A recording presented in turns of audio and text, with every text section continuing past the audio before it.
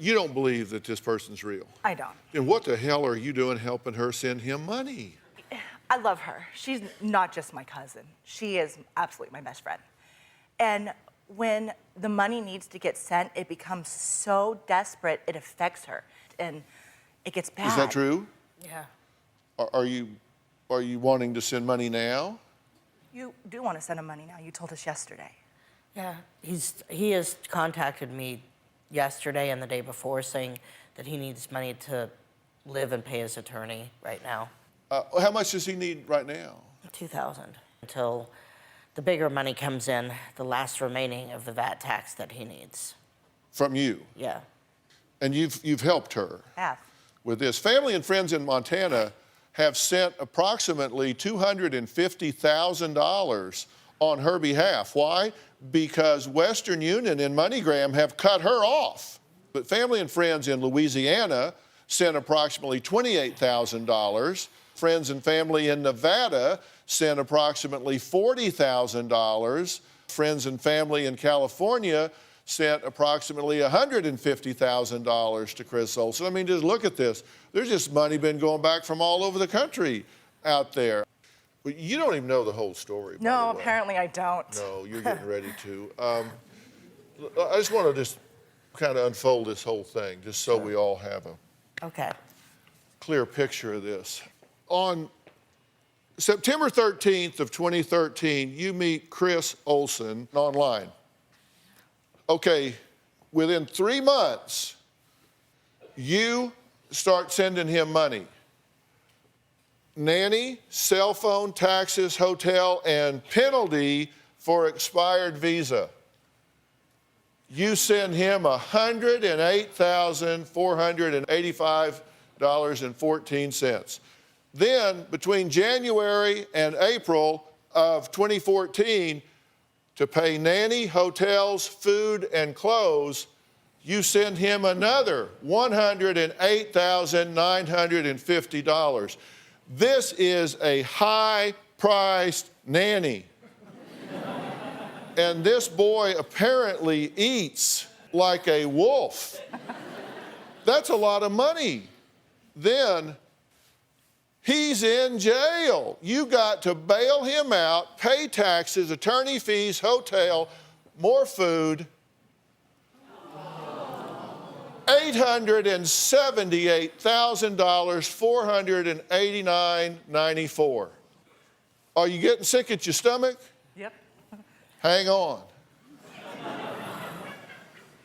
July to September, value-added tax, hotels, food, more attorney fees,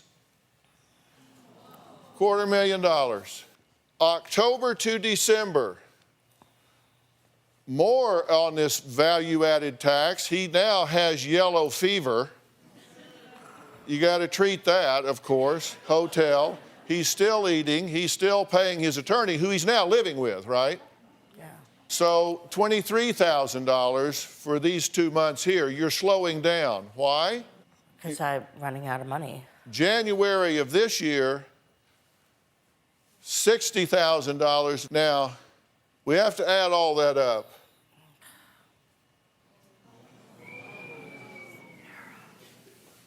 $1,422,252.24 over 17 months. Each year, tens of millions of letters are sent to Americans falsely claiming that the recipient has won cash or valuable prizes.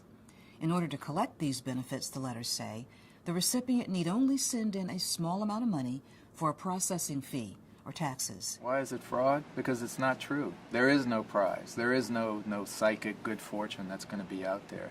These letters go out by the hundreds of thousands. They're mass-produced, they're bulk, they're sent out to hundreds of thousands of people, hoping they'll get a few people back that are willing to send them. And a family friend said, you know, I'm kind of worried about your mom. I visited her, and she's putting cash into envelopes. These offers are a fraud. We've had victims call us and say, my car's being delivered today. Why don't you guys come and take a look and watch it being unloaded?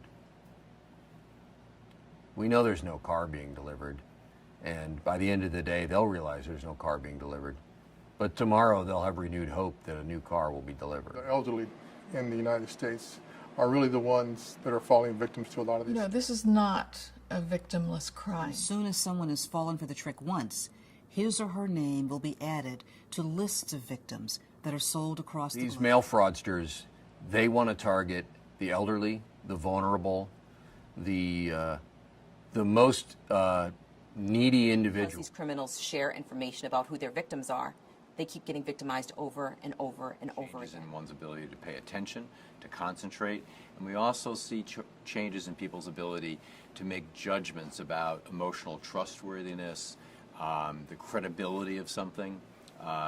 So it's not just memory that can change with aging.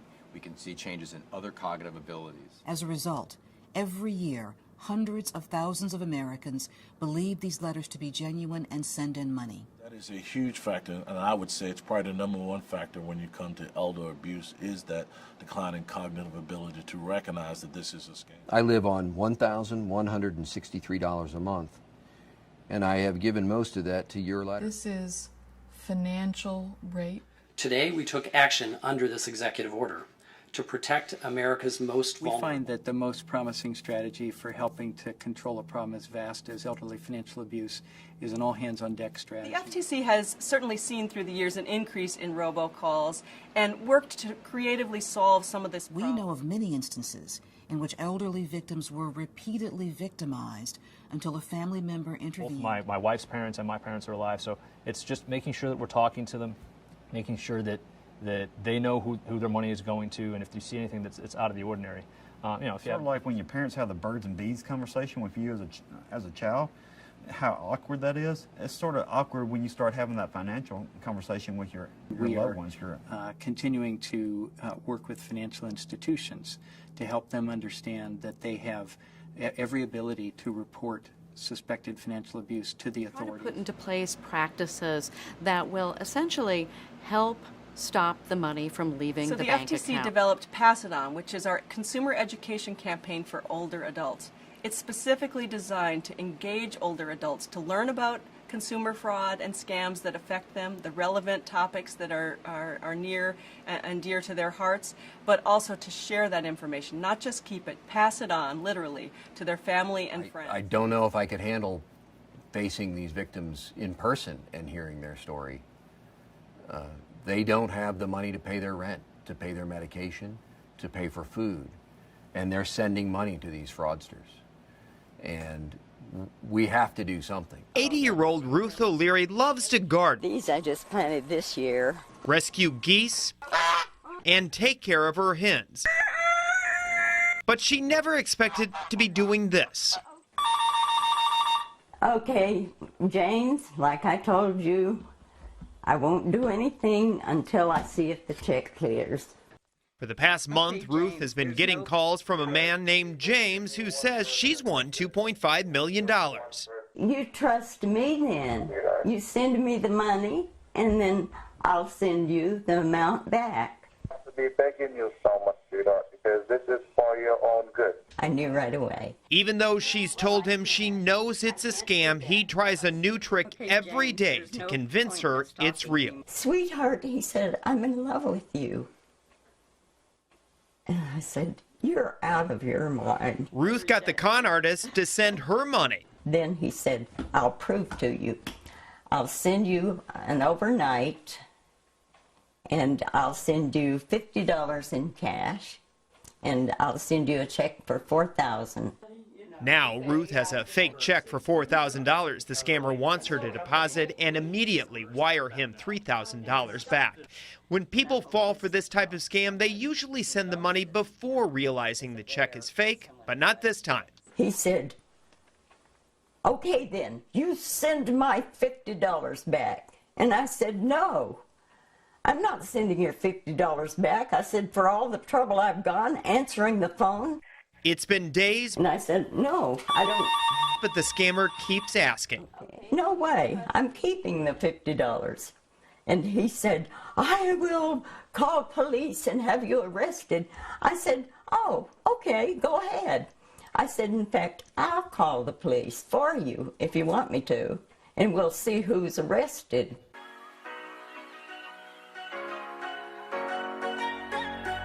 Are you a senior citizen, a member of AARP? Do you use online shopping, dating, or classified sites? Beware of the enormous increase of online scams that target and victimize our elderly every day.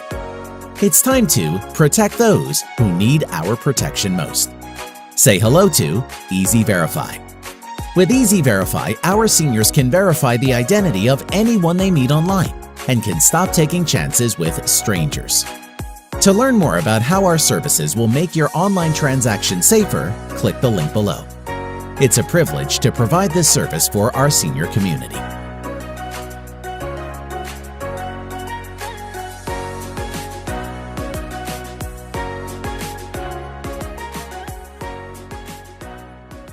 This morning, police in South Georgia are searching for a couple who vanished after traveling across the state to buy a car. Atlanta area grandparents, Bud and June Runyon, were last seen on Thursday. As Mark Strassman shows us, police have named a suspect in connection with their disappearance. All told, scammers took Norman for $400,000, including the loss of his home. Norman had taken out a reverse mortgage to raise cash to keep up with his payments to the scammers. Which leads to the central question of this story. How could something like this happen? I made a big mistake, and it's cost me dearly. Joy is not alone. In just the last 6 months of 2014, victims lost $82 million to romance scams, according to the FBI. But how are these scams so successful? Our emotions can overwhelm our logical thought processes. Elderly people looking to get back in the dating pool are growing victims of online dating scams.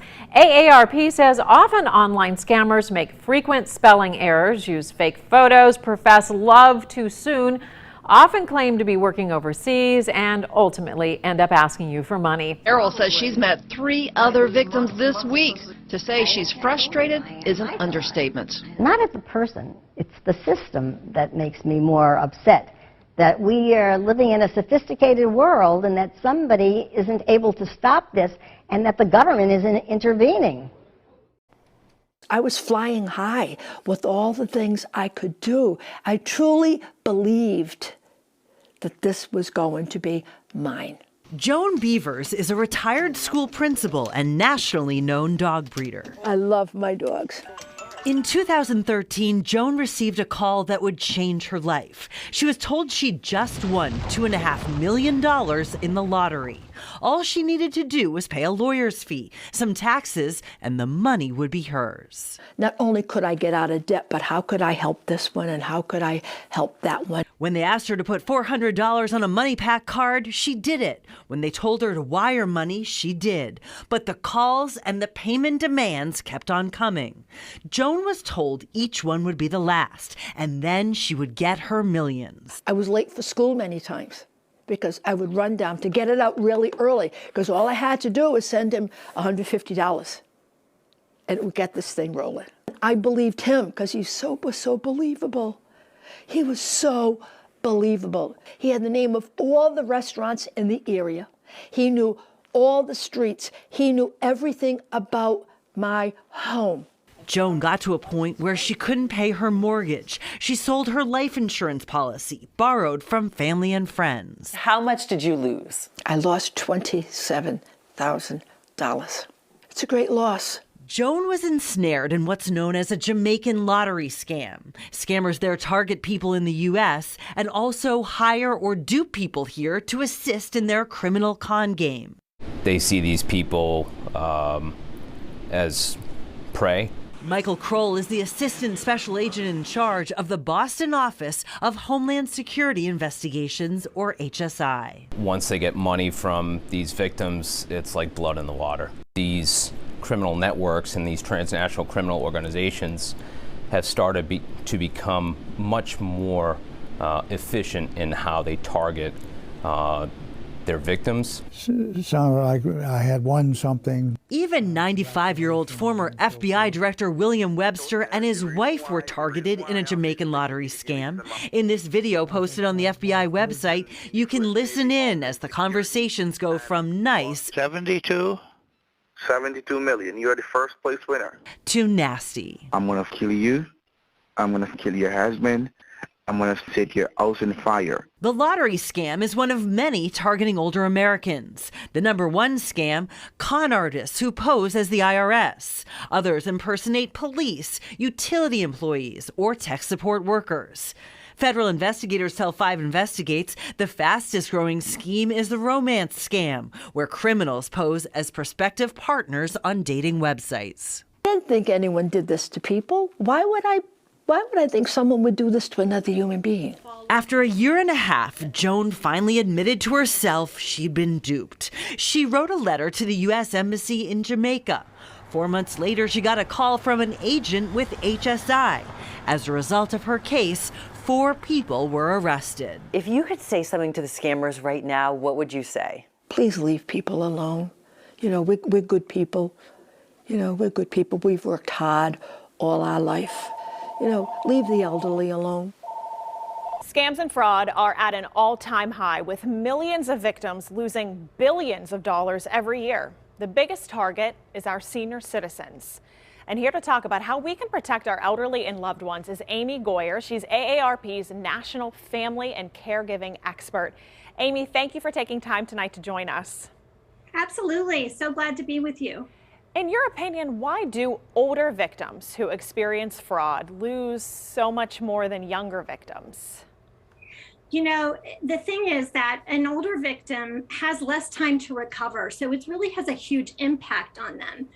You know, they're older, they may be living on a fixed income, so the percentage of what they lose may be more impactful. We know that more than half of scam victims, when we polled caregivers, lost more than $1,000. Well, $1,000 to someone on a fixed income is a great deal of money. Right. And that recent survey that you did found, I was shocked, nearly 1 in 5 caregivers reporting that their loved one has lost money to a scam. So what are the signs that people, and especially caregivers, need to look out for? Well, you know, you need to look out, you need to find out if there is any big, you know, like frequent withdrawals from their checking account that you can't explain, you know, strange things like that. You see that they've been buying gift cards. Who are they sending these gift cards to?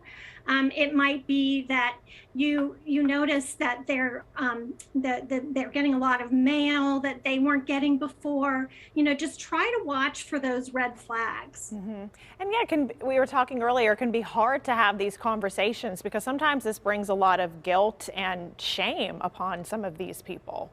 Oh, absolutely. You know, and we want to be respectful of our older loved ones that we're caring for, and know that they don't mean to be scammed. Nobody needs to get scammed. But you know, my sister just got scammed recently. And this is, and she's a very intelligent person. These scammers are professionals, and you need to be very matter of fact about it and say, you know, this happens. And here's what we're going to do about it. I don't want you to feel badly about it, but we're going to be very aware in the future about what to look for so it doesn't happen again. What would you say some of the top scams are right now?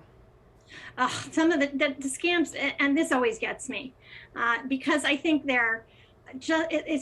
it's horrible what they'll do to people. The top scams involve often some kind of an urgent phone call. They want to create a sense of urgency because they want you to act quickly before you realize that what's wrong, that perhaps you can't verify the organization that they're with, and that type of thing. So government imposter scams, they may say they're with Social Security or Medicare or maybe the IRS. Utility scams, they may say, oh, you haven't paid your utility bills and your heat's going to be turned off, your electricity is going to be turned off. The other big one is what we call the grandparent scam, where they say they're a family member and that they're in trouble and they need you to send money right away. Please don't tell mom.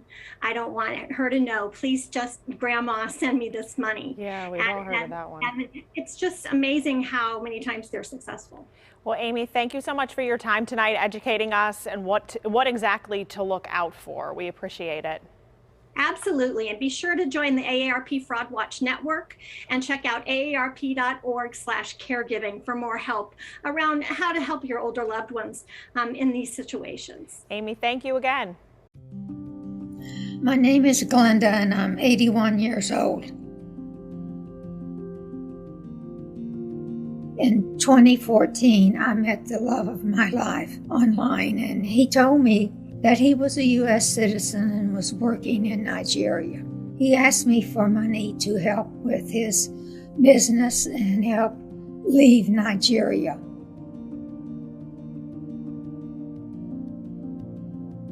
Then my love had people send me electronics like cell phones so I could pawn them and send him the money. When I couldn't get the money that he wanted, he asked me to open personal and business bank accounts.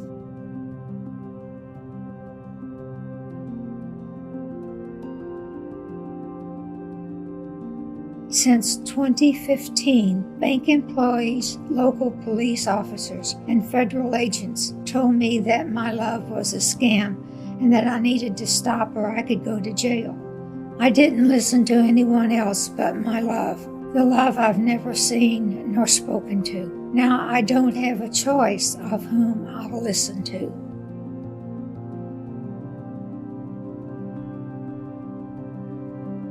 On November the 2nd, 2021, I pled guilty to 2 federal felonies. I'll be listening to the judge now. Your device can save your life. Say goodbye to the dark unknowns and safely navigate the web and in-person meetups with eZverifi. eZverifi uses a unique 6 billion device ID database, like a fingerprint, to match a specific person to each device. Now, know who you're meeting every time. Interact with validated individuals. Eliminate online troubles, fake identities, and more. Instantly protect yourself hassle-free and stress-free. Sign up today with the link below for fast, reliable, and proven protection.